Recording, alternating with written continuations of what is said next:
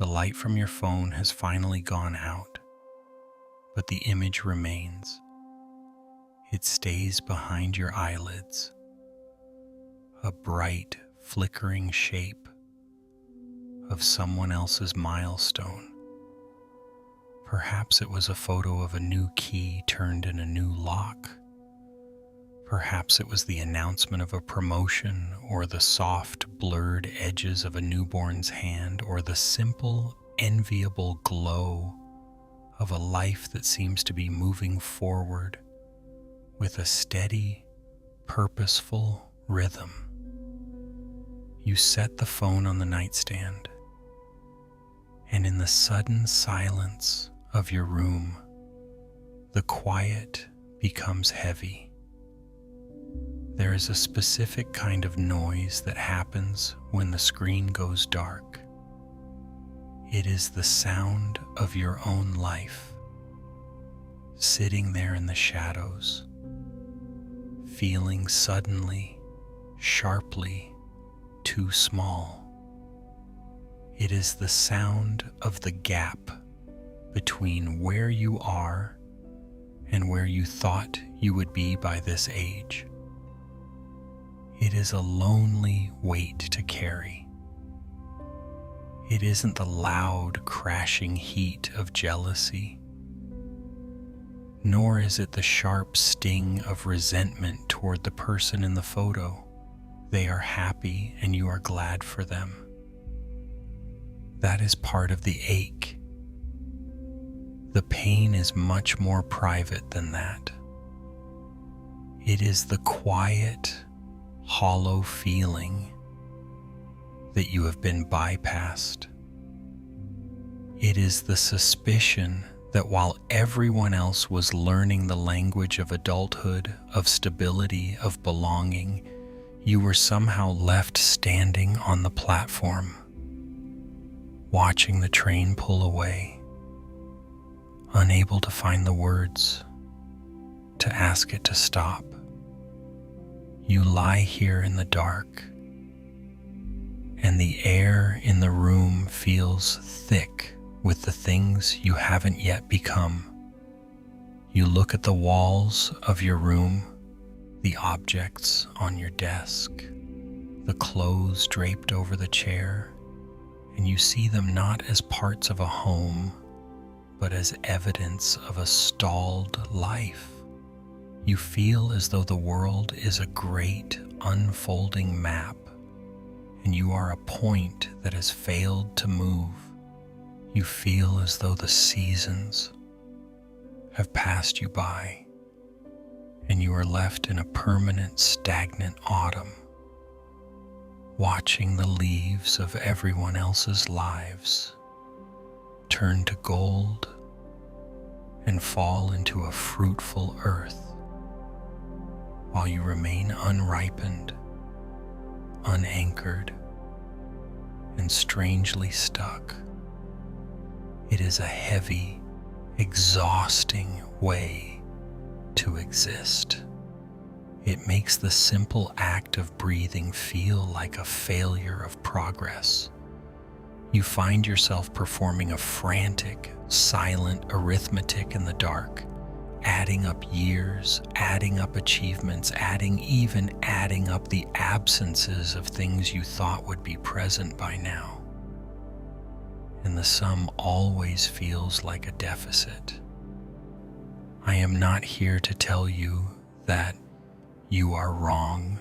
I am not here to offer you a way to fix this, or to give you a list of things to do to catch up.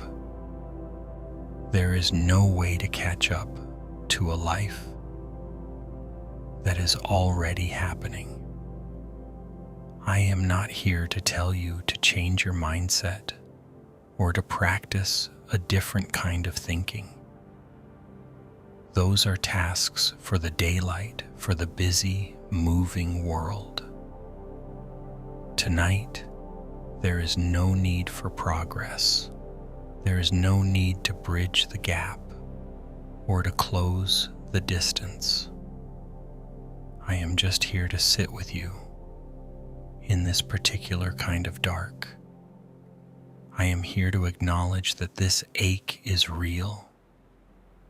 I am here to witness the heaviness of feeling left behind without trying to pull you out of it or shame you for feeling it.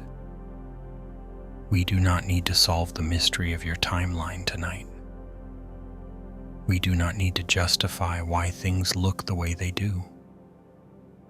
We are simply going to be here in the quiet, where the only thing required of you is to exist.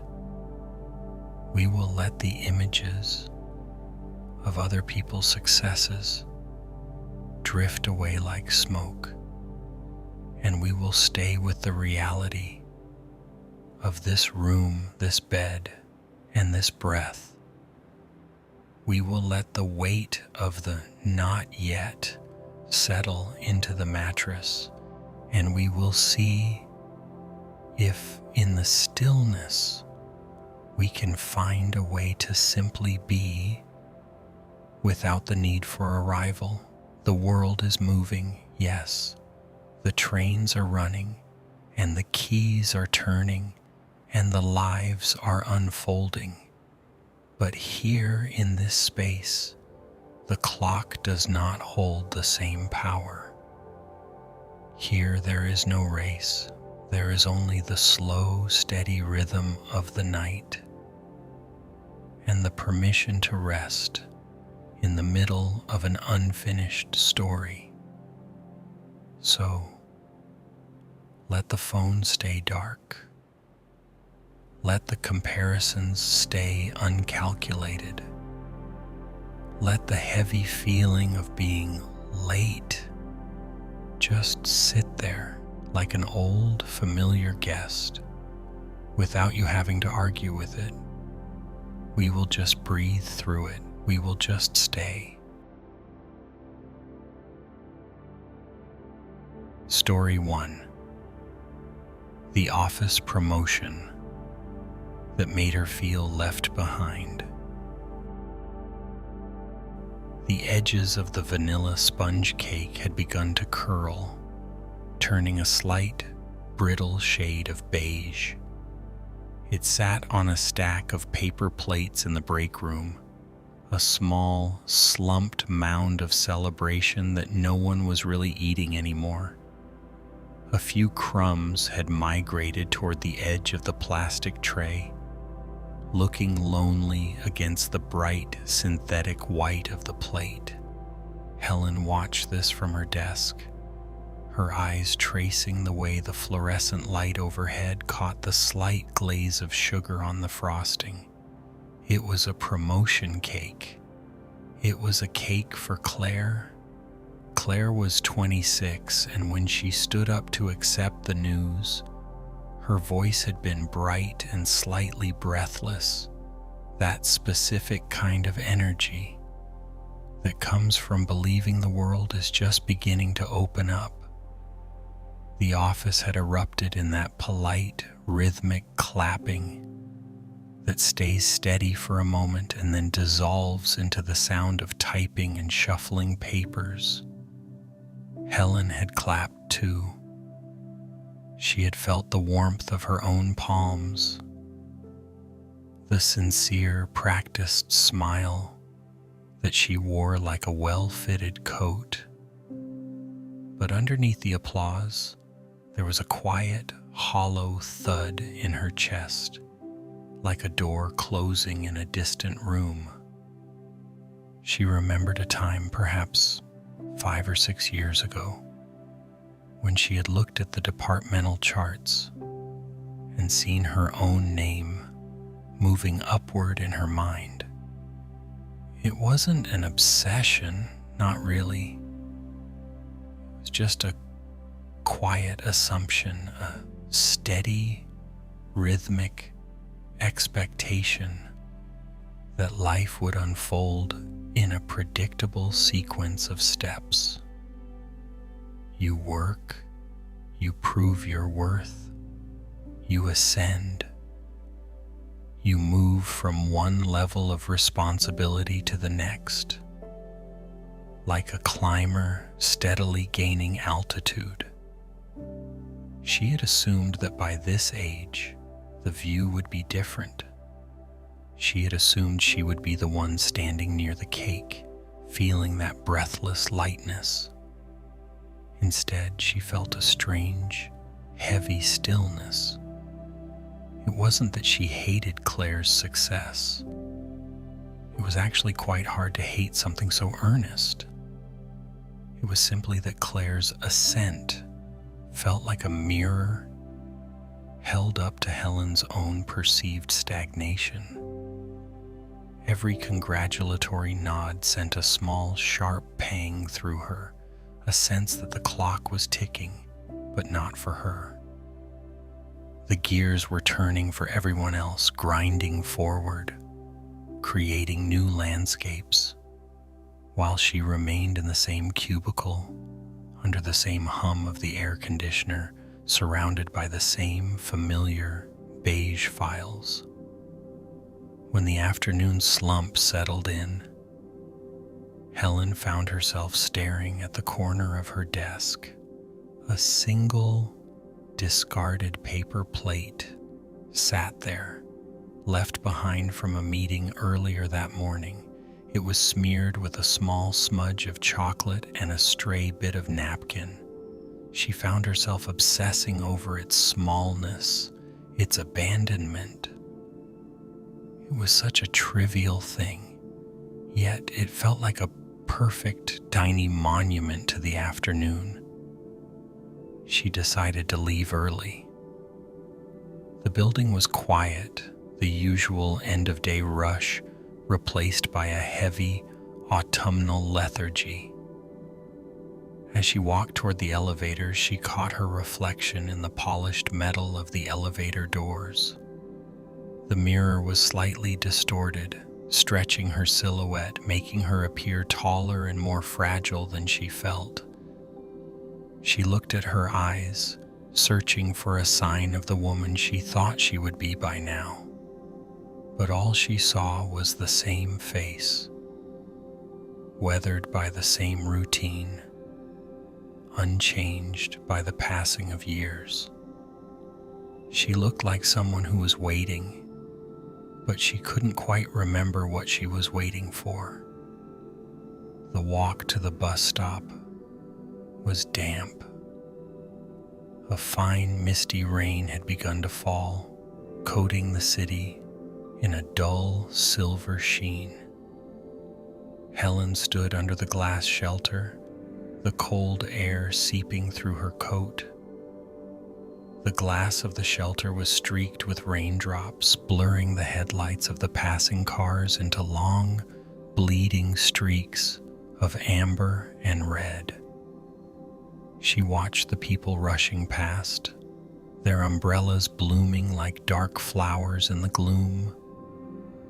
They all seemed to be moving toward something. They had destinations, appointments, lives that were actively unfolding in the rain. She felt like a ghost standing in the middle of a crowded street, visible but unmoving, a fixed point in a world of motion. The bus arrived with a heavy hiss of brakes. Inside, the light was a sickly, pale yellow, illuminating the tired faces of other commuters. Helen sat by the window, pressing her forehead against the cold pane. The vibration of the engine hummed through her skull, a low-frequency ache that seemed to echo the rhythm of her thoughts. She watched the city slip by, the closed storefronts, the glowing windows of apartments where people were likely sitting down to dinner, preparing for their next chapter, their next milestone. By the time she reached her apartment, the rain had intensified, turning the street into a dark, reflective mosaic. She let herself in, the silence of the flat greeting her like an old, familiar weight. She didn't turn on the overhead lights, preferring the soft, uncertain glow of the street lamp filtering through the blinds. She walked into the kitchen and saw it sitting there on the counter. A loaf of bread bought 2 days ago, wrapped in plastic. It was dark and heavy looking in the dim light. A rain-dark mass of grain and yeast. She reached out and touched the plastic, the surface cold and slick. There was something profoundly lonely about the loaf sitting there untouched as the days passed it, slowly becoming something less than it was. It was just an object, a simple piece of sustenance, but in the quiet of her kitchen, it felt like a reflection of her own life, present yet somehow bypassed, sitting on the shelf of existence while the world moved on to fresher, brighter things. She stood in the dark for a long time, the only sound, the slow, rhythmic drip of water from the window ledge and the distant, muffled pulse of the city. The ache wasn't a sharp pain anymore.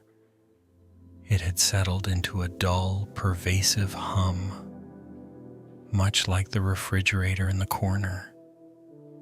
It was the quiet, terrifying realization that the life she had envisioned was not arriving, and the life she actually possessed was unfolding in a way that felt remarkably, stubbornly the same.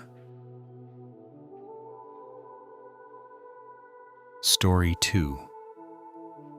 He went to a friend's housewarming and realized he felt stuck in life.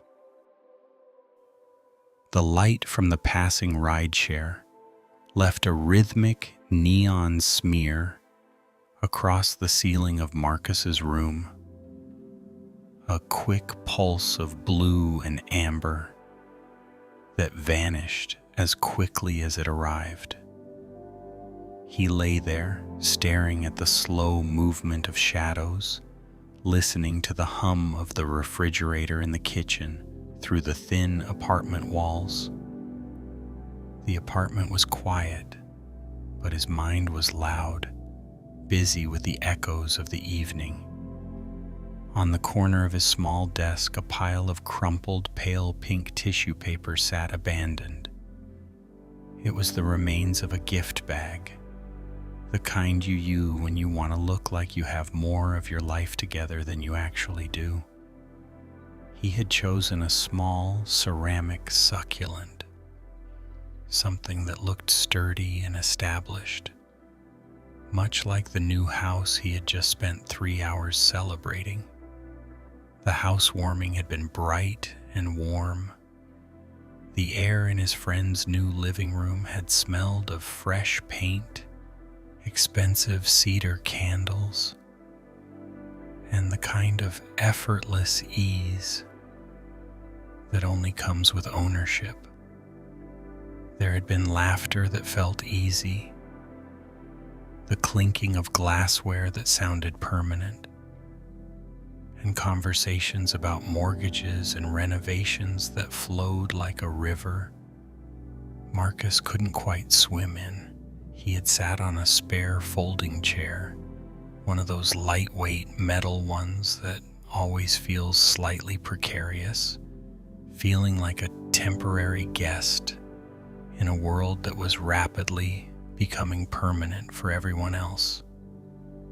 He remembered looking around the room, watching his friends move between the new kitchen island and the sunlight-streaked windows, and feeling a strange, hollowed-out sensation in his chest.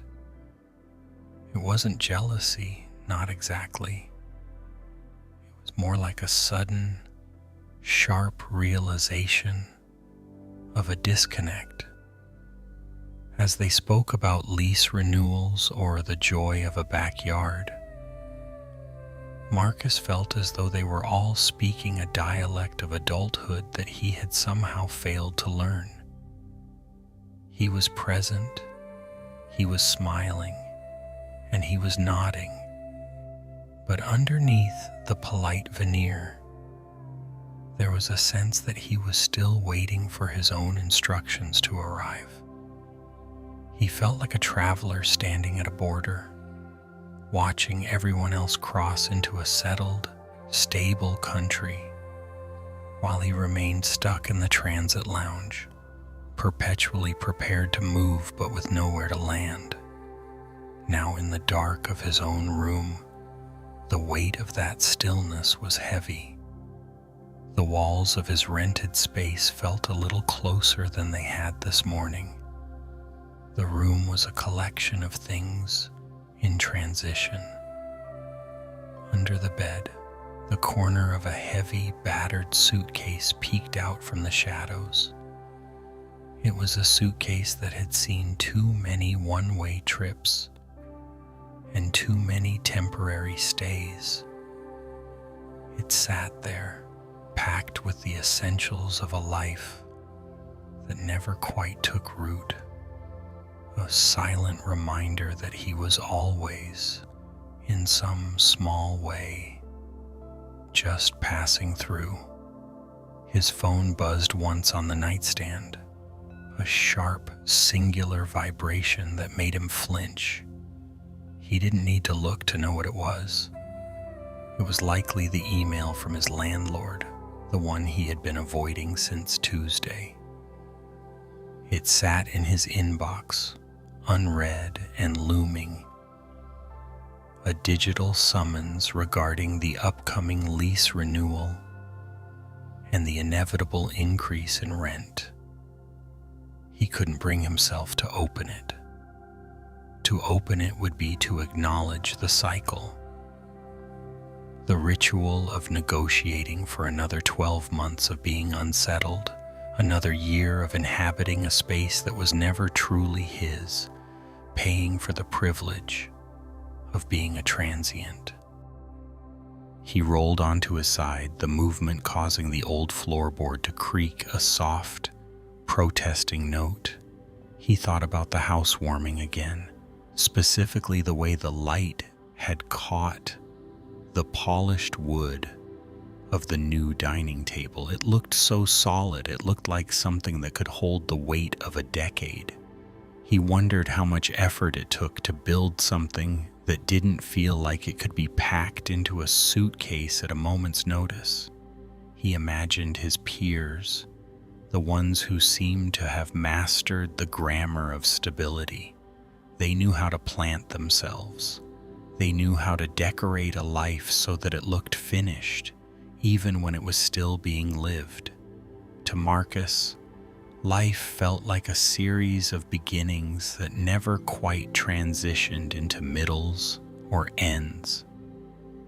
He was perpetually, in the introductory chapter, endlessly revising the same first few pages while everyone else was deep into the middle of their stories, navigating complexities and triumphs he couldn't even fathom. The room felt incredibly small in the dark. The shadows of the trees outside pressed against the window, shifting like slow, dark hands.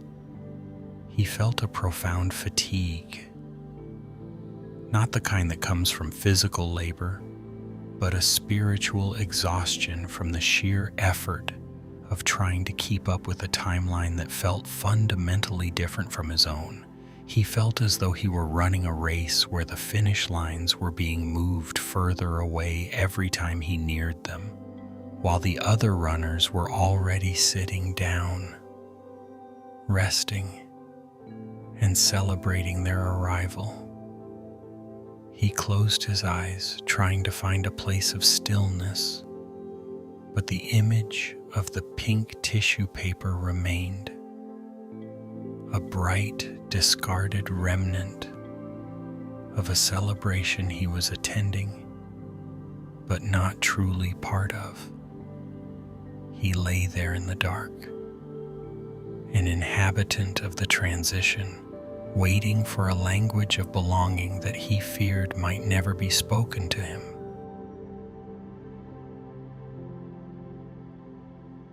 Story 3. The bridal shower that made her question her own timeline.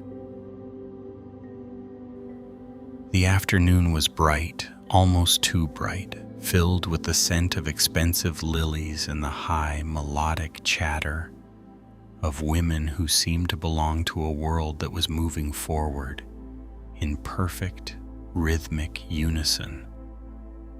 Lena sat on the edge of a velvet armchair, her hands folded neatly in her lap, practicing the art of the gentle smile. It was a practiced expression,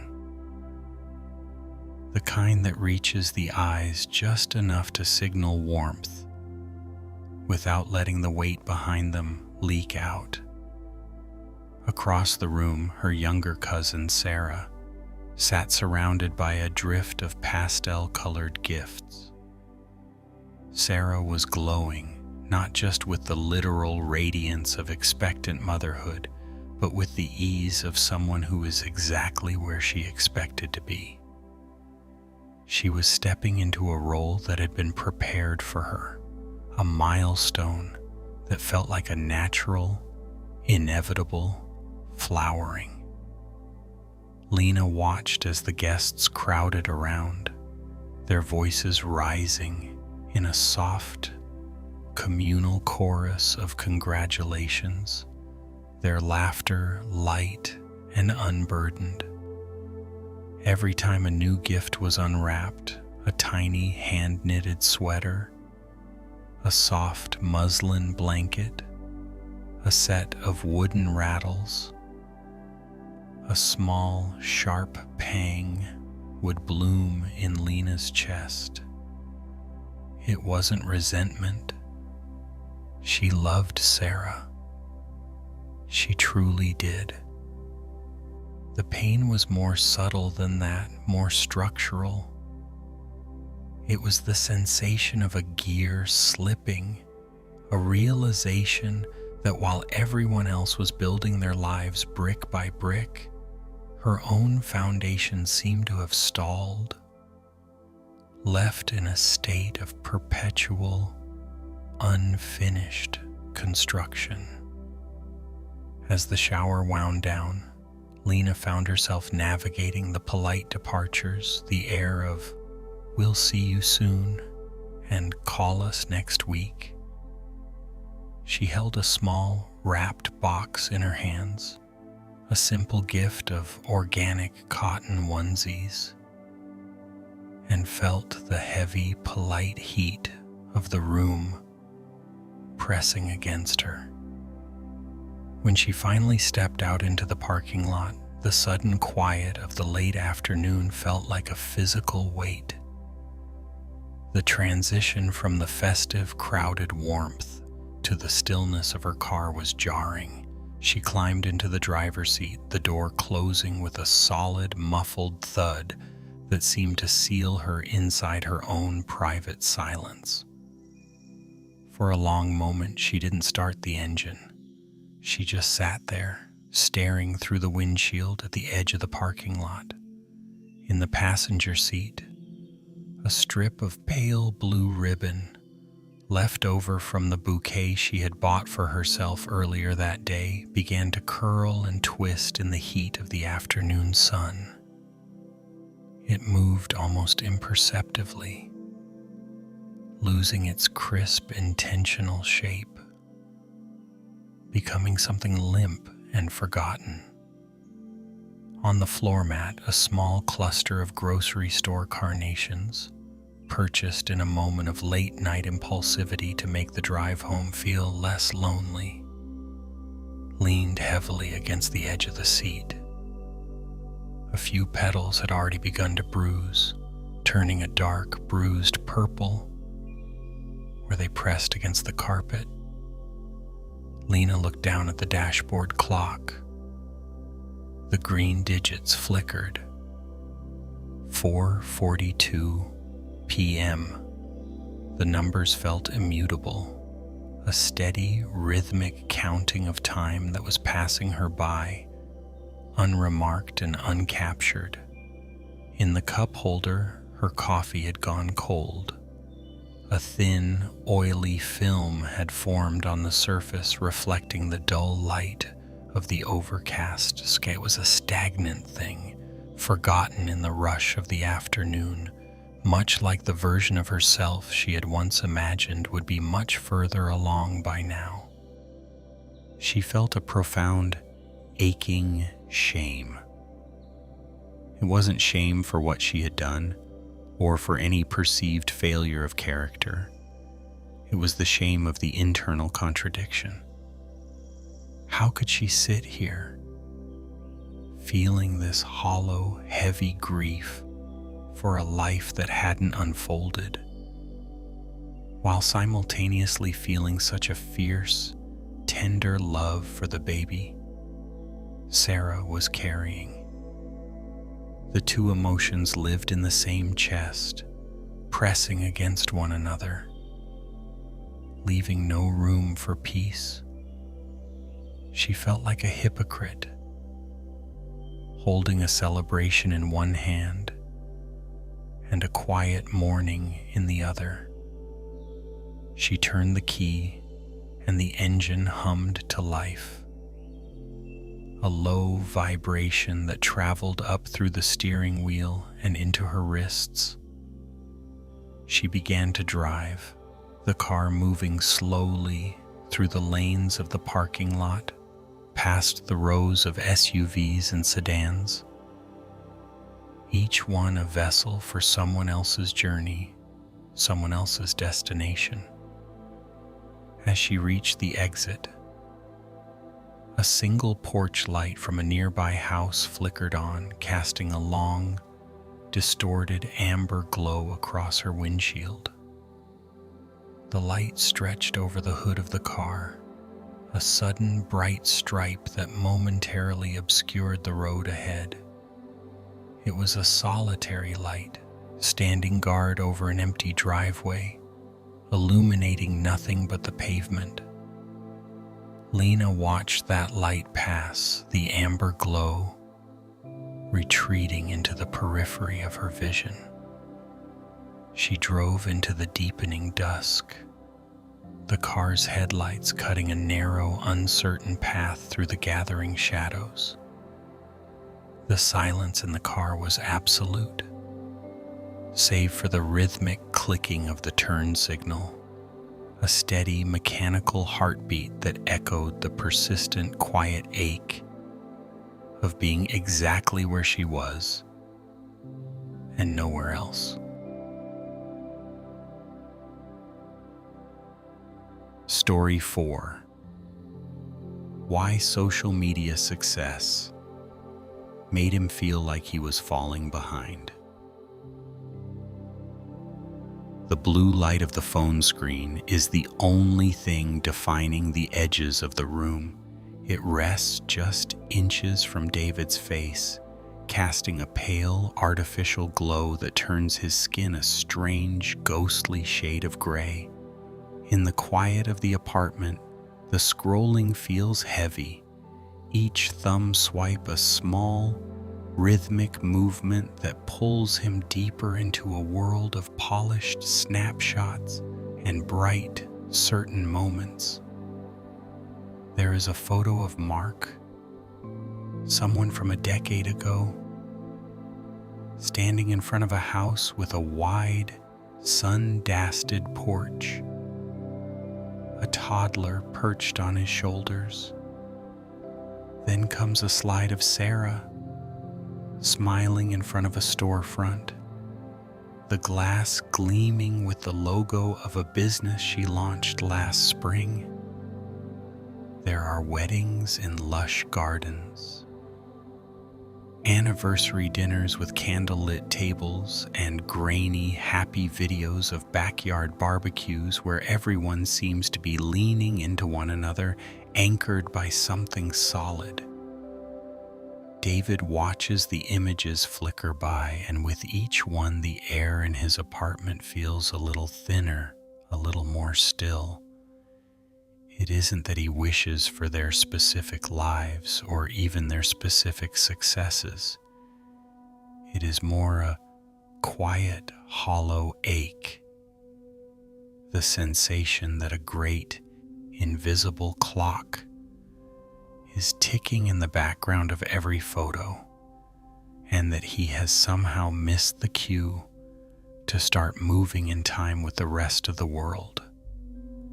He looks at his own hands in the light of the screen, and they look the same as they did years ago. Yet they feel strangely disconnected from the momentum of the lives he is witnessing. He locks the phone. The sudden darkness is thick, pressing against his eyes.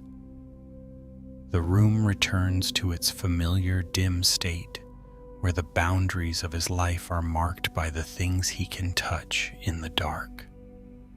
To his left, a single unframed print hangs against the wall.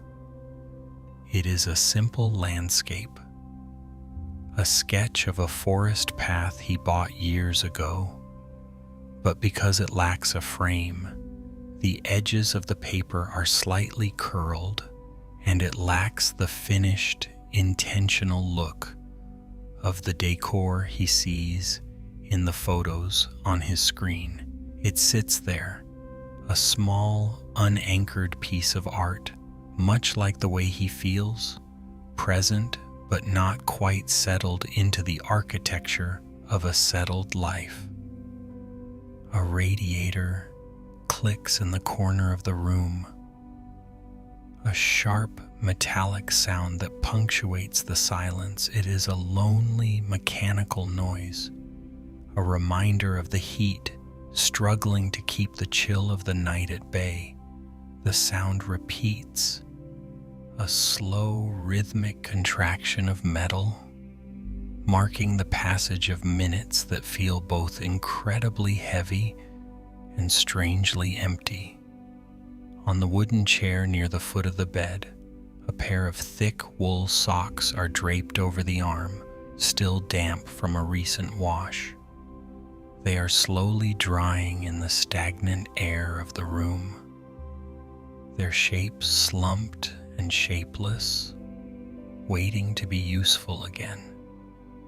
There is something about the sight of them, the mundane, unfinished nature of a simple chore left midway, that mirrors the way his own days often feel.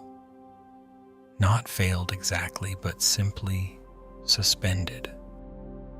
In the distance, a train horn bellows, a long, low moan that drifts through the window and vibrates faintly in the glass.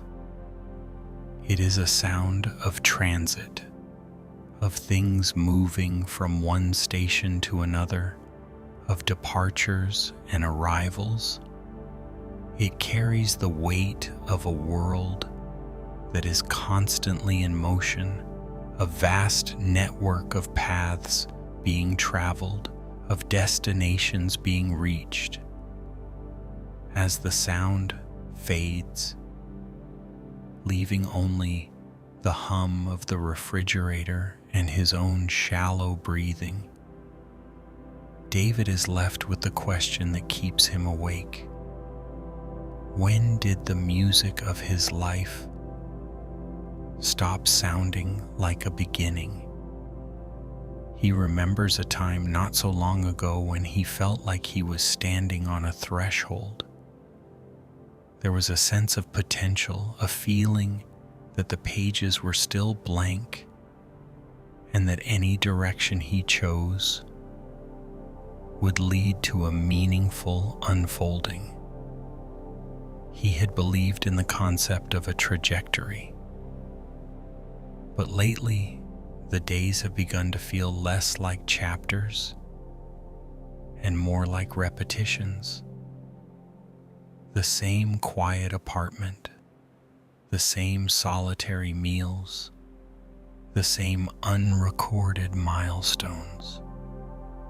He lies on his back, staring up into the ceiling where the shadows of the window frame shift almost imperceptibly.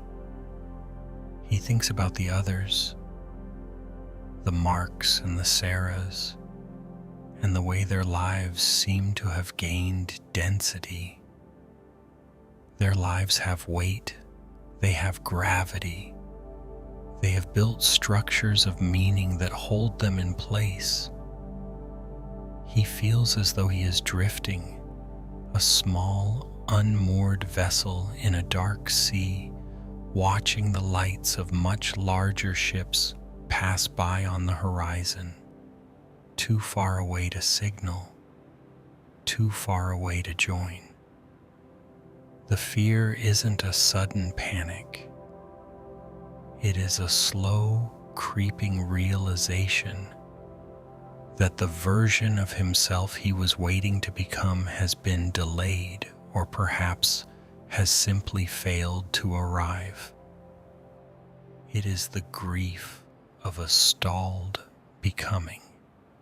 He looks at the dark silhouette of the chair, the damp socks, the unframed print, and wonders if there is a way to inhabit this stillness without it feeling like a permanent state of waiting.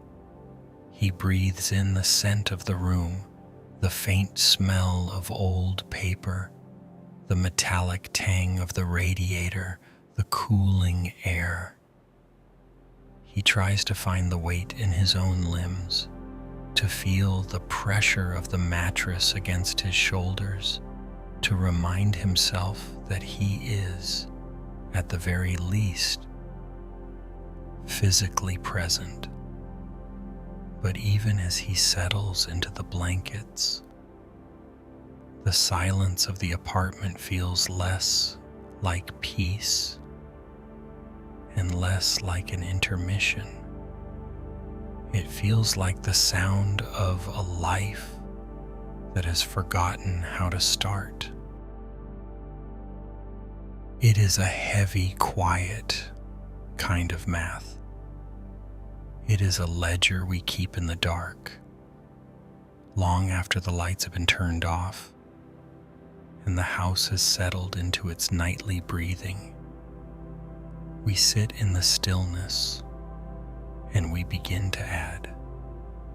We add the promotions we didn't receive to the years we have already lived.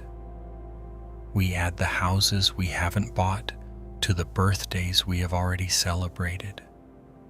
We add the families that have grown and the weddings that have happened, and we subtract them from our own tally until the number left over feels smaller and thinner than it did when the sun was up. Think of the dry edges of that office cake sitting on a paper plate in the corner of a desk. It is a small, forgotten thing left behind after the celebration moved on to someone else. Think of the way the tissue paper in a gift bag loses its crispness, folding into itself, becoming soft and crumpled in the bottom of a bag. Think of the curled ribbon from a baby shower, discarded on a car seat, no longer holding anything together. And think of that cold blue light from the phone, the glow that stays on your face even after you have scrolled past the news, the announcement, the bright, happy milestone that seemed to signal a new chapter for someone else, while yours feels stuck in the margins. We gather these things in our minds, the crumbs, the paper, the light, the remnants of other people's beginnings, and we use them to build a courtroom. In this courtroom, the evidence is always someone else's joy. We look at the way a colleague's name is called out, or the way a friend's social media feed blooms with life. And we take that bloom as a measurement of our own drought. We misread their flourishing as a verdict against our own season. We see their harvest, and we assume, with a profound and aching certainty, that our own fields have simply failed to produce. This is the private arithmetic of comparison. It is a logic that tells us that for someone else to be arriving, we must be departing. It tells us that for someone else to be blooming, we must be fading. It is a way of looking at a stranger's bright afternoon and using it to darken our own evening. We take the warmth of their success and use it to measure the coldness of our own stillness. We look at the milestones they have reached, the promotions, the marriages, the homes, the new lives, and we treat them as proof that we have missed the train, that the clock has run out, that the window has closed. But this math is flawed. It is a calculation made in the shadows, using scales that are weighted by fear. It does not account for the slow, invisible work of the earth. It does not see the way a seed sits in the dark for a long time, appearing to do nothing at all, while it is actually gathering the strength to break through the soil. It does not recognize that a life is not a race to a finish line, but a continuous, unfolding process. When we lie here tonight, we are carrying the weight of all those perceived gaps. We are carrying the distance between who we thought we would be by now and the person sitting here in the dark. We are carrying the fear that the world has moved forward, spinning into a bright and busy future, while we have stayed behind, anchored to a version of ourselves that feels stalled or unfinished or lost. We carry the ache of believing that life is a sequence of arrivals, and that because we haven't arrived at those specific, shimmering places, we are somehow failing the journey. We carry the heavy, silent belief that the most important parts of living have already passed us by, leaving us only with the quiet, lonely task of watching the rest of the world move ahead. Story 5. The graduation weekend that left her feeling late in life.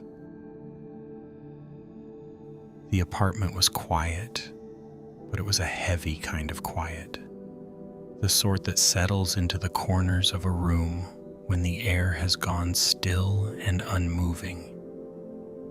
Anita stood in the small kitchen, her shadow stretching long and thin across the linoleum floor under the low glow of the overhead light. The refrigerator hummed, a steady, monotonous drone that seemed to be the only thing keeping the silence from becoming absolute. It was a lonely sound, a mechanical heartbeat for a space that felt temporarily hollowed out. On the counter, a single peach sat alone. It was small and slightly bruised where it had rested against the fruit bowl, its skin a dull, velvety orange. She hadn't gently touched it. She hadn't even thought to wash it. It just sat there, a small, ripening weight in the center of the kitchen, indifferent to the late hour or the exhaustion pulling at her shoulders. Anita looked toward the doorway leading to the small living area. There, sprawled near the edge of the rug, sat her weekend bag. It lay unzipped, its mouth gaping open like an exhausted mouth, spilling out the contents of a life lived in transit. A stray sock, a tangled charging cable, a small bottle of travel-sized shampoo, all of it looking discarded and messy. Next to the bag, the heavy, glossy program booklet from her brother's graduation ceremony lay on the floor. The corner of the paper was bent, a sharp white crease where it had been tucked too quickly into her purse. She remembered the heat of the afternoon, the bright, squinting sunlight on the university lawn, the way the air had smelled of freshly cut grass and expensive perfumes, and the rhythmic, synchronized clapping of 1,000 people, all celebrating a threshold being crossed. She turned toward the sink. In the basin, resting on the white porcelain, was a small, dark cloth used for wiping away mascara. It was damp and clumped, a tiny, discarded remnant of the person she had been only an hour ago, the person who had smiled, hugged her brother, and nodded at the aunts and uncles, all while carrying a quiet, serrated edge of shame beneath her ribs. At 42, the shame didn't feel like a sharp sting anymore. It had become something more subcutaneous, a dull ache that lived in the marrow. It was a tender, humiliating sort of feeling. Looking back at the version of herself from 15 years ago, she could almost see that younger Anita clearly, sitting in a college dorm, eyes bright with a frantic kind of certainty, scribbling plans in a notebook, believing that by 40, she would have arrived, that she would have a house with a garden that didn't belong to a landlord, that she would have a title that commanded respect, that she would have a sense of arrival, a feeling that the foundation of her life was set and stone hard. That younger woman had believed in a straight line. She believed in a climb. She thought that life was a series of ascending steps, and that if you simply worked hard enough or waited long enough, you would eventually reach a plateau where you could finally stop running and just be. Now, standing in a shared apartment, listening to the hum of a refrigerator and the distant muffled sound of a neighbor's television, Anita felt the vast, unbridgeable distance between that girl's expectations and this woman's reality. There was no plateau. There was only this middle space, this ongoing, unfinished state of being. She reached out and touched the edge of the counter, her fingers grazing the cold granite. The apartment felt too small for the weight of her thoughts, the shared space, the presence of her roommate's shoes by the door, the mismatched mugs in the cupboard. It all felt like evidence of a life that had stalled, a life that had failed to expand into the grand, sweeping architecture she had once promised herself. She thought about the graduation ceremony again, the way the sunlight had caught the tassels on the caps, turning them into flickers of gold, the way the joy in the crowd had been so dense, so palpable, as if the very air was thick with the achievement of a new chapter. And in the midst of all that beginning, she had felt like a closed book. She had felt like a story that had reached its final, unchanging page, while everyone else was still finding their inciting incidents. It wasn't jealousy, not exactly. It was a profound, quiet grief for the person she thought she would become. A grief for the milestones that had slipped through her fingers like sand, leaving her hands empty even as she continued to grasp. She felt a strange, mourning tenderness for that girl in the dorm room, the one who didn't yet know that time does not always move in a straight line, and that some lives do not bloom in the spring, but linger in a long, slow, uncertain. She looked back at the unzipped bag on the floor. It looked so much like her own life. Open, messy, and perpetually in the middle of packing or unpacking. Never quite settled, never quite home. The refrigerator clicked, the compressor cutting out, leaving a sudden ringing void in the kitchen. Anita stayed still, her breath shallow in the dark. The peach remained on the counter, still ripening in the shadows, unhurried by the clock, indifferent to the fear of being late. Story 6. The Night Shift Worker Who Felt Left Behind by Everyone Else. The fluorescent light in the pharmacy has a specific rhythmic hum, a low-frequency vibration that seems to settle right behind the eyes. It is the kind of light that does not so much illuminate a room as it does flatten it, stripping the warmth from the linoleum and leaving the edges of the shelves looking sharp and clinical. Peter stood in the aisle, the silence of the late hour pressing against his ears, and began the nightly ritual of restocking the vitamins. The sound was rhythmic and small, the plastic click of amber pill bottles as they were noodling into their assigned bins.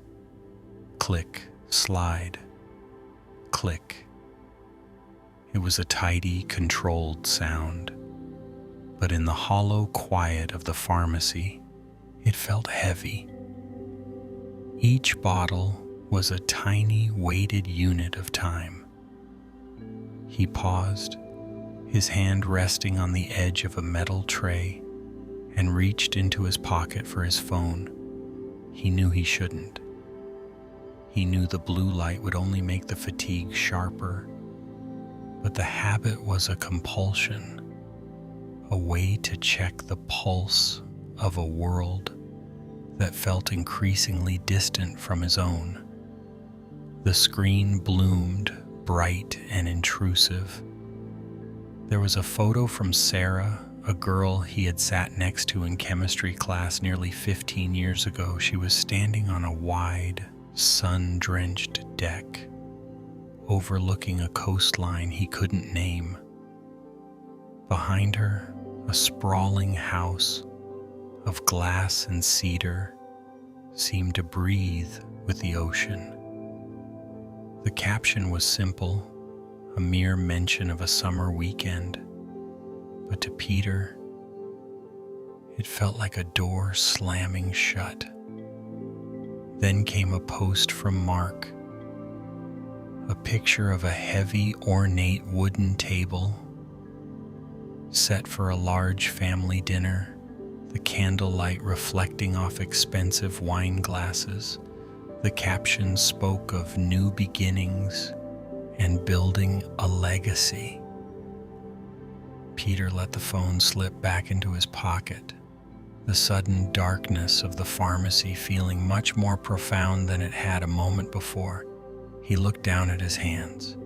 They were steady, but they felt thick, anchored to this specific, unchanging place.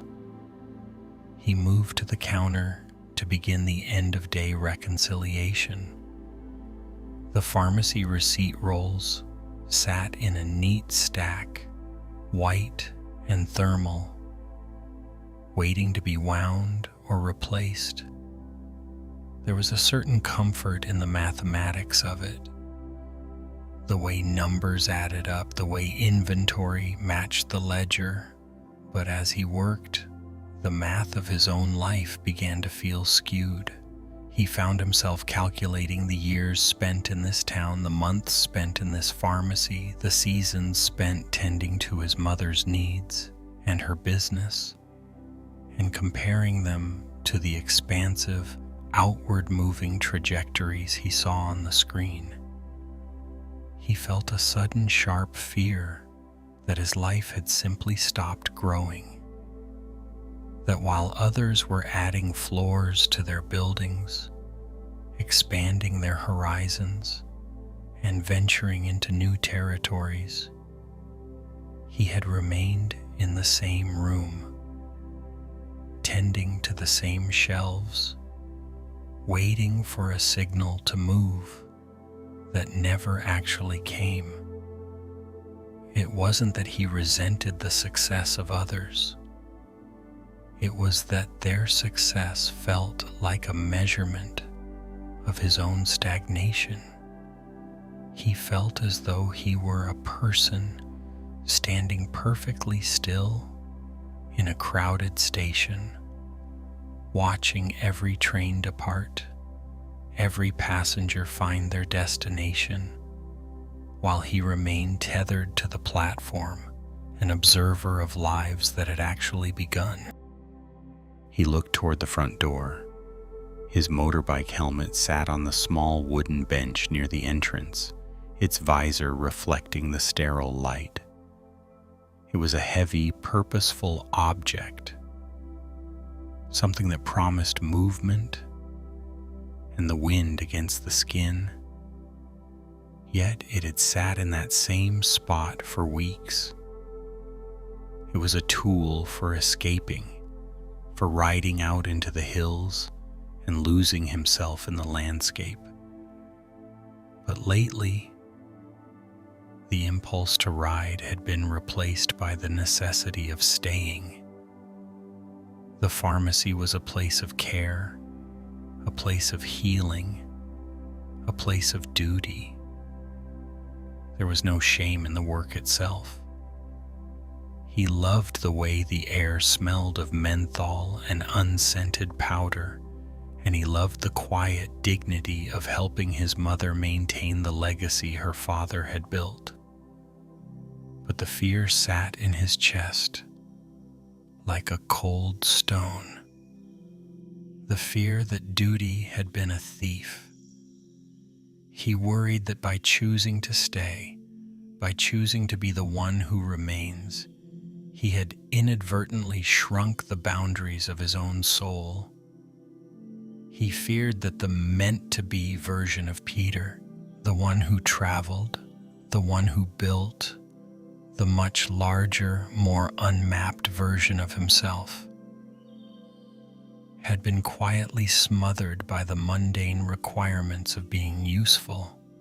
A soft, frantic tapping sound broke his train of thought. He looked up near the window where the glass met the old wooden frame. A moth was battering itself against the screen. It was a small, dusty thing, caught in the light, driven by a desperate, singular need to reach something that was fundamentally out of reach. It beat its wings against the mesh over and over, a frantic, repetitive motion that felt for a moment painfully recognizable. Peter watched the moth for a long time. The pharmacy light flickered once, a brief stutter in the hum. He looked back at the bins of pills, the receipt rolls, and the heavy helmet by the door. The world outside was vast and moving, filled with departures and arrivals.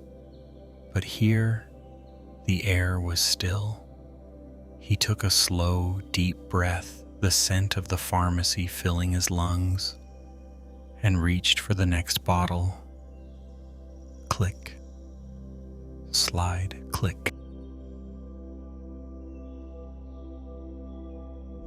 Story 7. The wedding reception that made her feel forgotten.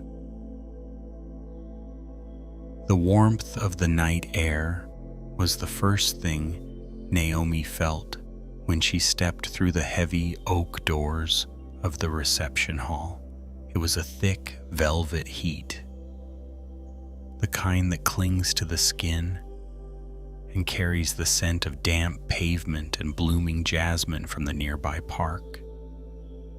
It was much more hospitable than the air inside, which had grown heavy with the smell of expensive lilies, warm champagne, and the frantic, joyful energy of 100 people celebrating a beginning.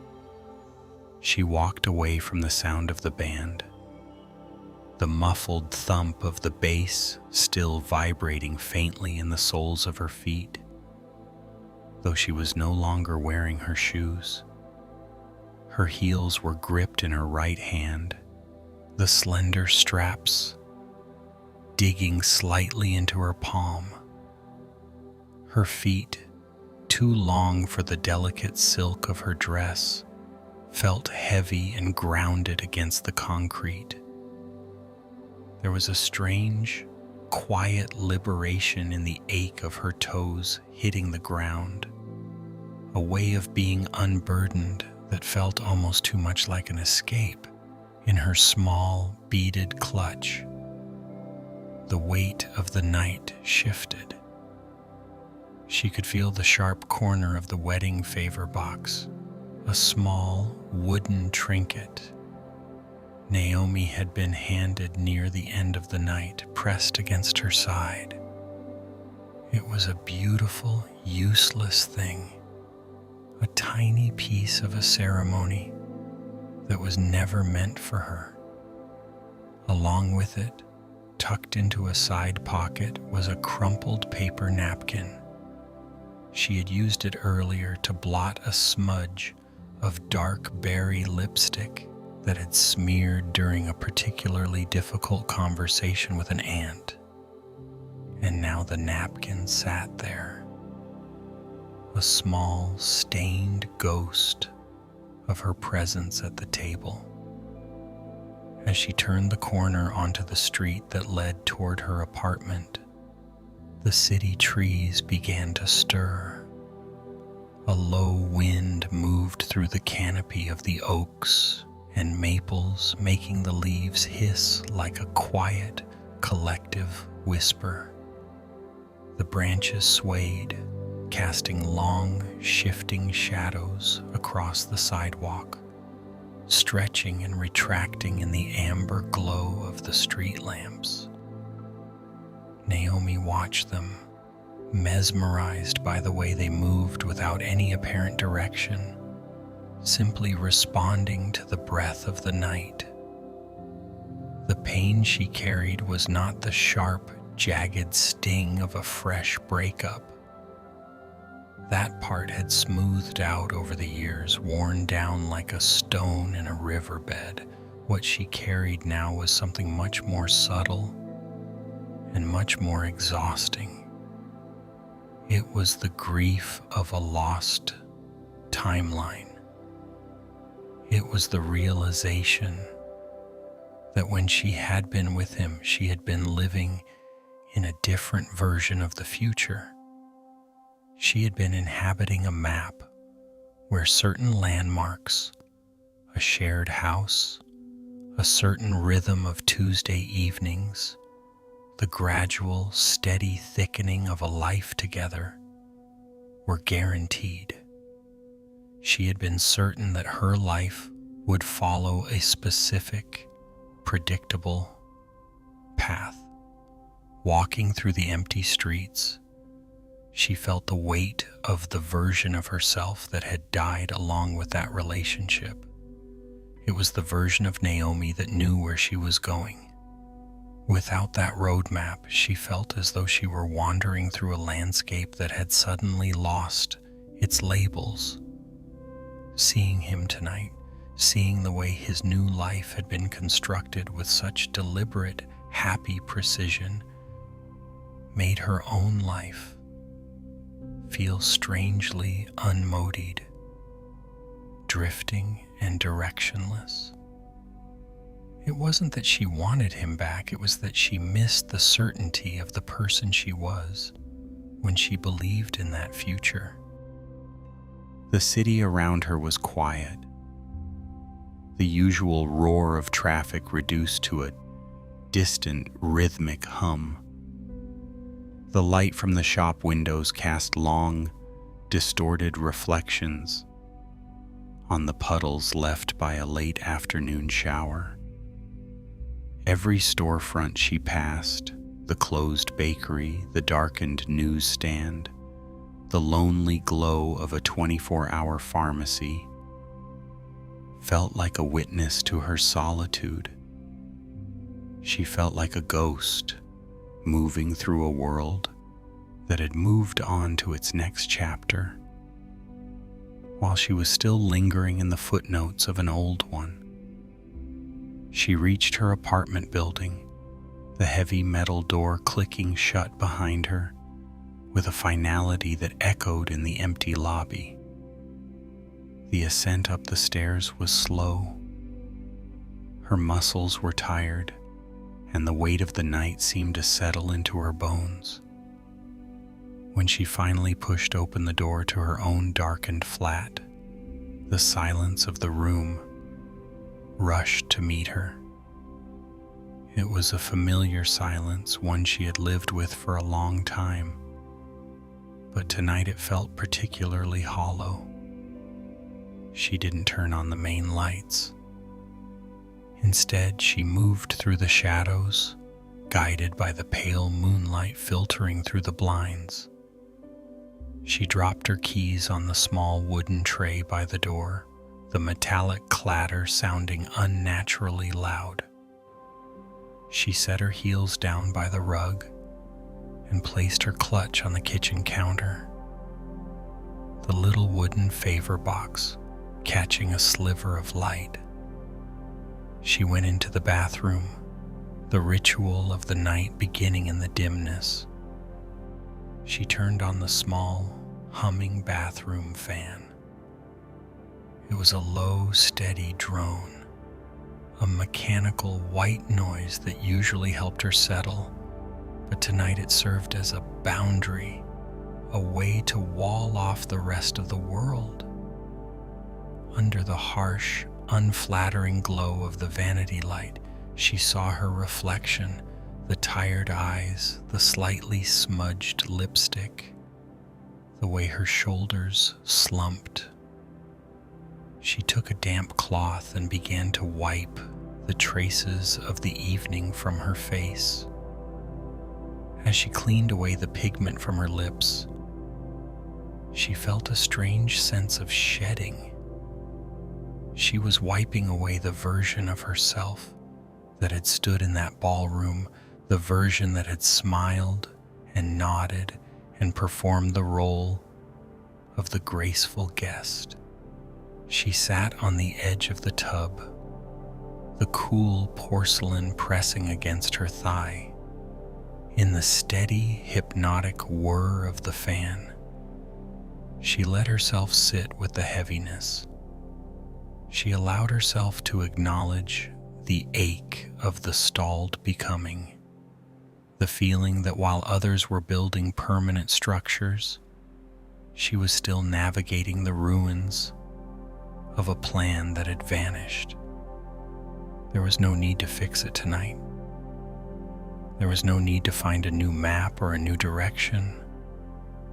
There was only the warmth of the night air still lingering on her skin, the steady hum of the fan, and the quiet, heavy reality of being exactly where she was.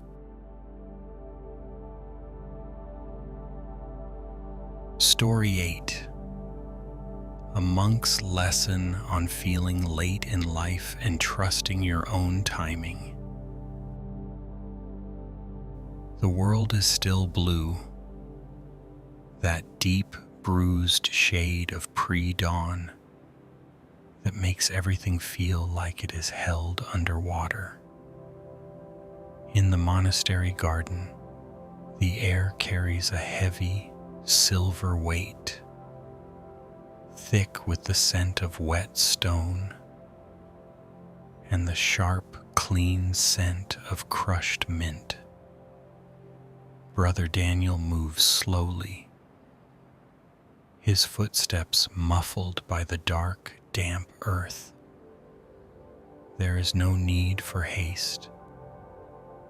The stars are still visible, though they are thinning, fading into the light. He kneels by a low stone wall, the surface cold and slick with dew. As he works, the damp soil finds its way beneath his fingernails, a dark, gritty reminder of the earth's slow, unhurried work. He does not wipe it away. There is a certain honesty in the dirt, a way it clings to the skin that feels more real than any polished surface. He reaches for the heavy metal watering can, its handle cold against his palm, and rests it for a moment against the edge of the stone wall.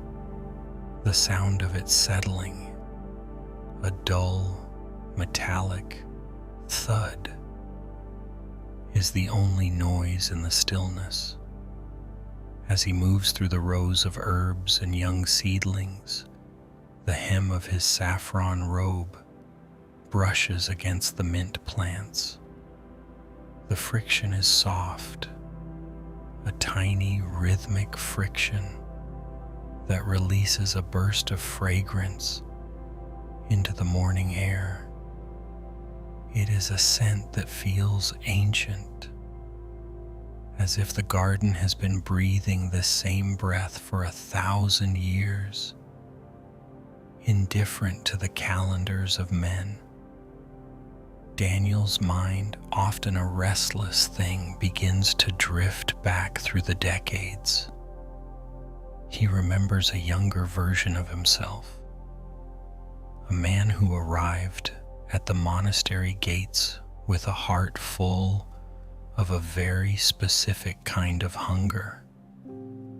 Back then, he believed that spiritual progress was a mountain to be climbed with visible, monumental effort. He thought that awakening was something that should be accompanied by a certain gravity, a visible weight of wisdom that others would recognize and respect. He had imagined his enlightenment would look like a great bright flare, a sudden, undeniable transformation that would leave no doubt of his arrival. He remembers the quiet frustration of those early years, the way he would watch the senior monks move through their rituals with a calm that seemed, to his younger eyes, almost too easy. He had felt behind.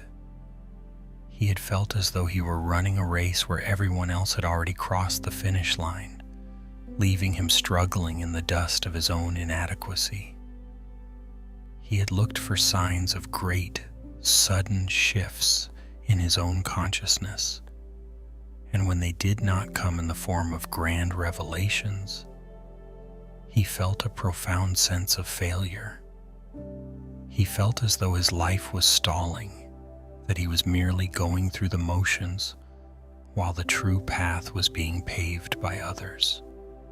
He remembers sitting in the meditation hall during the heat of the afternoon, watching the dust motes dance in a single shaft of light, feeling a bitter resentment that his own mind was still so cluttered, so loud, so stuck in the same old patterns of comparison and expectation.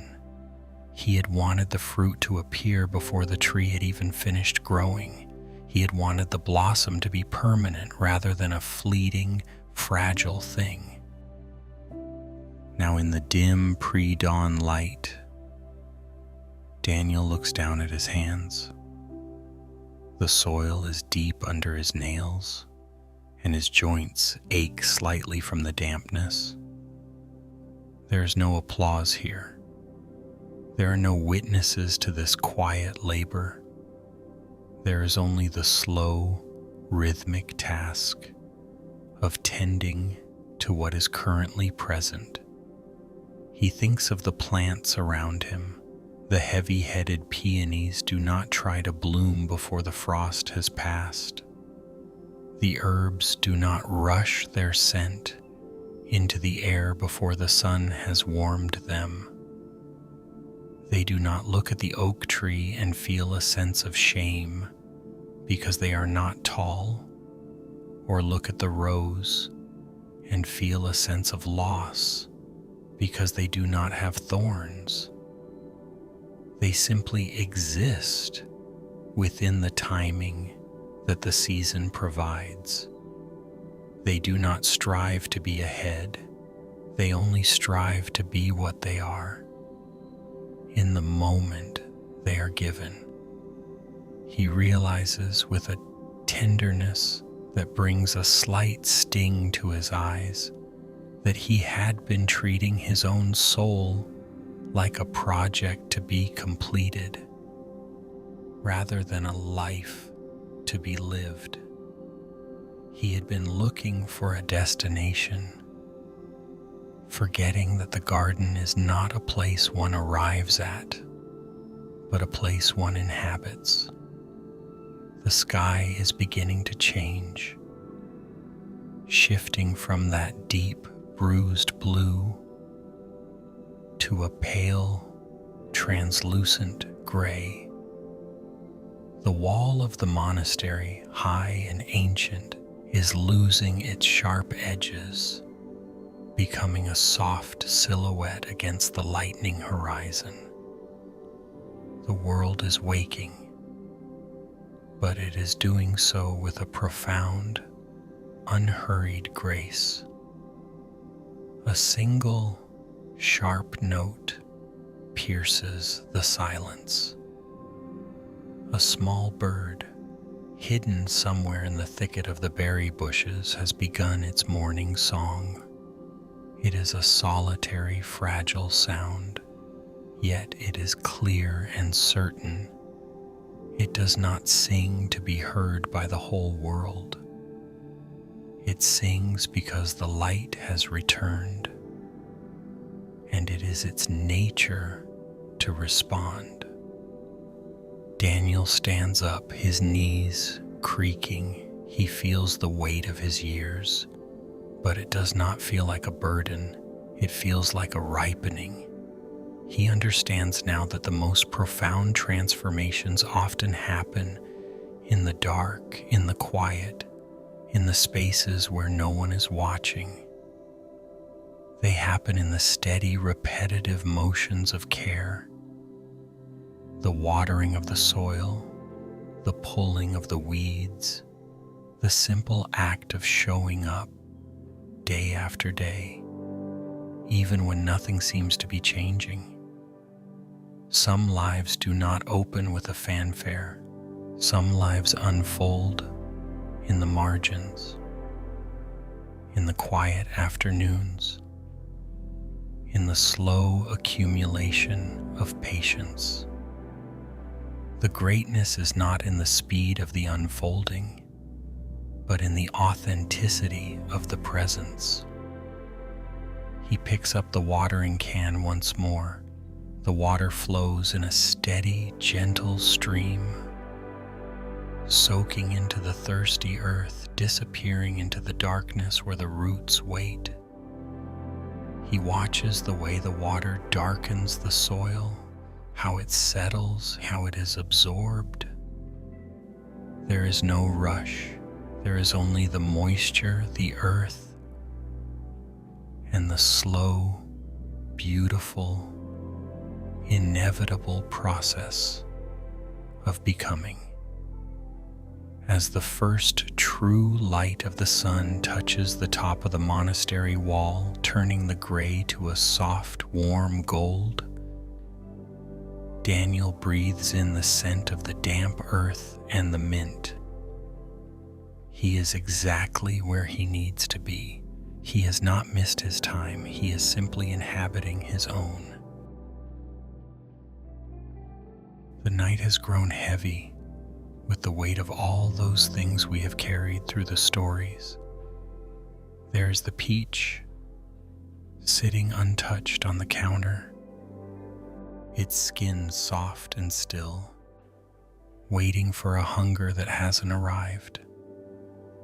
There is the flicker of that pharmacy light, cold and bright, illuminating the endless rows of bottles and the quiet, heavy duty of simply showing up. There is the small, empty wedding favor box, tucked away in a purse, a tiny, hollow space that holds the memory of a celebration that ended hours ago. And there is the first bird, just a stir in the shadows, a tiny movement in the trees before the sun has even thought to rise. All of these things are waiting. They are not finished. They are not broken. They are simply in a state of pause. Tonight, we gather the fragments of that private, nightly courtroom. We bring together the feeling of being passed over, the ache of the unread email, the exhaustion of the long commute, and the sting of the milestone that passed you by while you were looking the other way. We bring the heavy, unvoiced thought that everyone else received a map that you somehow missed. We sit with the quiet, bitter math we do in the dark. The way we subtract our worth from the number of promotions we haven't earned, or the way we divide our happiness by the number of anniversaries we didn't reach. It is a tiring way to live. This constant measuring of the distance between where you are and where you thought you would be. It is a way of treating your own life like a race that has already been decided, as if the clock has stopped for you while it continues to tick for everyone else. But listen to the silence between the stories. In the quiet, there is no one to outrun. The peach does not feel a sense of failure because it has not been eaten. The pharmacy does not feel diminished because it is not a grand cathedral. The bird does not feel late because it does not sing at midnight. They simply exist within the timing that is true to them. There is a profound quiet truth waiting for us in the stillness. An unfinished life is not a failed life. A life that has not yet reached its most visible, most celebrated, or most decorated stage is not a life that has gone wrong. We have been taught to view our lives as structures that must be completed, built upward and outward until they are sturdy and impressive and visible to the world. We judge ourselves by the height of the walls we have built and the number of lights we have lit in the windows. But perhaps life is less like a building and more like the garden. A garden is not a failure because the flowers have not yet bloomed in the late summer. It is not a failure because some seasons are spent in the dark, under the soil, in a state of slow, invisible turning. There is no shame in the dormancy. There is no error in the delay. The roots are still working. The earth is still holding. The pain you feel, the sense that you are standing still while the world moves in a blur of motion, is often just the friction of trying to force a seasonal rhythm upon yourself. You are trying to bloom in the frost, or trying to harvest in the wind. What if we allowed the life you are living right now exactly as it is to be enough? Not because we have achieved something great, but because it is the only life that is actually happening. Even if it feels small, even if it feels stalled, even if it feels like you are merely holding the space for a version of yourself that hasn't arrived yet. There is a dignity in the waiting. There is a sanctity in the unrecorded moment. You do not need to catch up to anyone. You do not need to bridge the gap between your reality and your expectations in order to earn the right to close your eyes. The gap is an illusion created by the light of other people's celebrations. In the dark, in the true, unmeasured dark, there is only you and the steady, unhurried rhythm of your own breathing. You are not behind, you are simply here, and here is a place where you are allowed to rest. The room is still now. The light from the street lamp outside has settled into a soft, steady amber, casting long, unmoving shadows across your blankets. The house has finished its settling for the night. The radiator has stopped its clicking. There is only the weight of your own body against the mattress and the slow, rhythmic rise and fall of your breath. The day is behind you.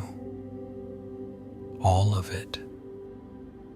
All the glances at the screen, all the quiet observations of people moving through their milestones, all the heavy unsaid math you have been doing in the dark. You can let that math rest now. You do not need to solve the equation tonight.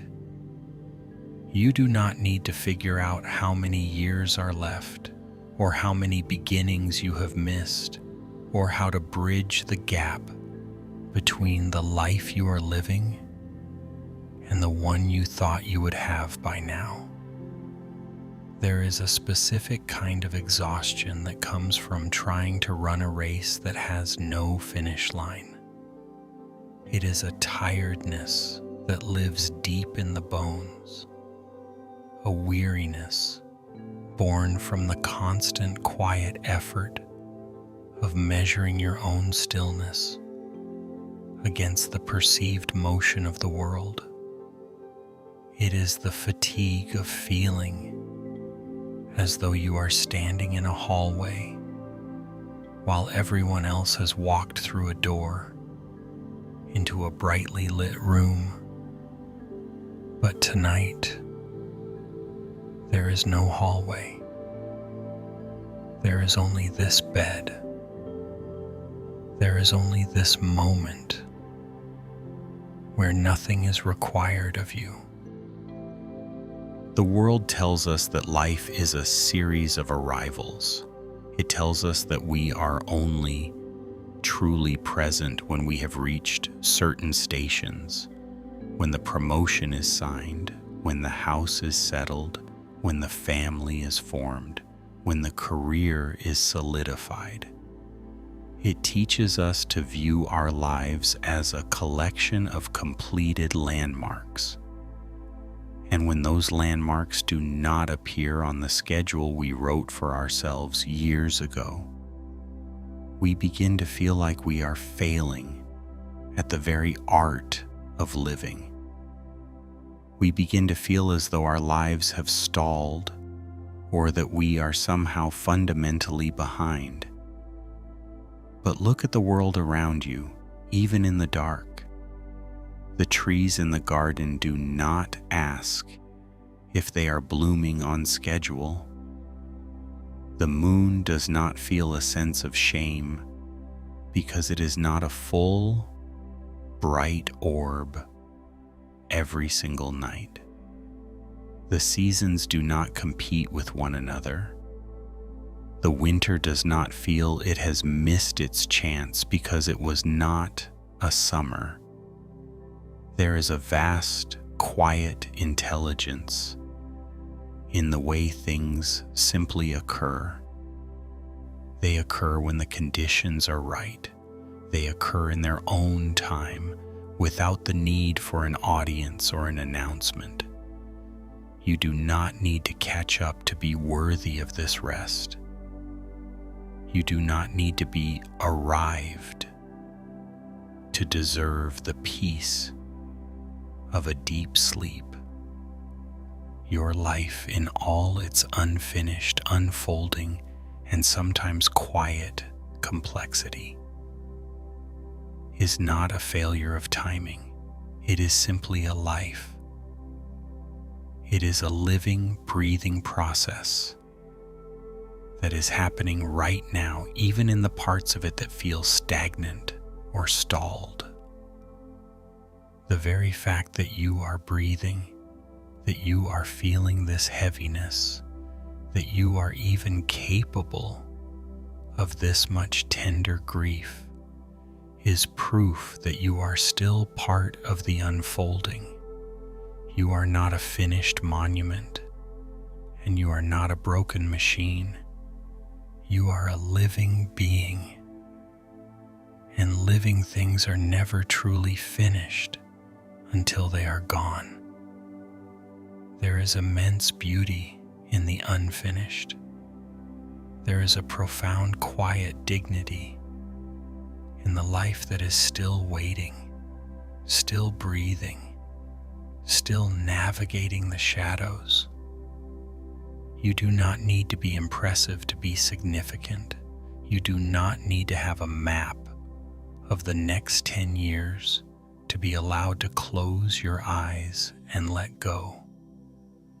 Think of the peach on the counter or the damp soil under a fingernail, or the way the first bird sounds before the sun has even broken the horizon. These things do not seek validation. They do not look at the orchard and feel diminished because they are not the first to fruit. They simply exist within their own season. Tonight, allow yourself to be in your own season. If your season is one of waiting, let it be a waiting that is restful, not anxious. If your season is one of quiet, Let it be a quiet that is peaceful, not lonely. If your season is one of feeling left behind, let that feeling sit beside you like an old, tired guest, and then slowly let it drift off to sleep alongside you. The milestones of others are not your lack. Their brightness does not diminish your light. It only means there is more light in the world. Their movement does not make your stillness a mistake. Your life is not a delay. It is your path. And even if the path feels obscured by fog, even if you feel you are wandering in circles, the path is still beneath your feet. It is still real. It is still yours. Let the tension leave your jaw. Let the weight of your shoulders sink deeper into the pillow. Release the need to compare. Release the need to justify your current position. There is nothing to prove in the dark. There is nothing to win in the silence. The night is large enough to hold all your unanswered questions. It is large enough to hold your grief, your fear, and your quiet, persistent hope. You are safe in this moment. You are allowed to be exactly where you are. You are allowed to be unfinished. Sleep now. Let the world move on without you for a few hours. Let the others advance. Let the others arrive. And let yourself simply be. You are exactly where you need to be to find this rest. Everything else can wait for the morning. The morning will come in its own time, with its own light and its own rhythm. But for now, there is only the breath. There is only the softness. There is only the rest. Sleep, rest, be.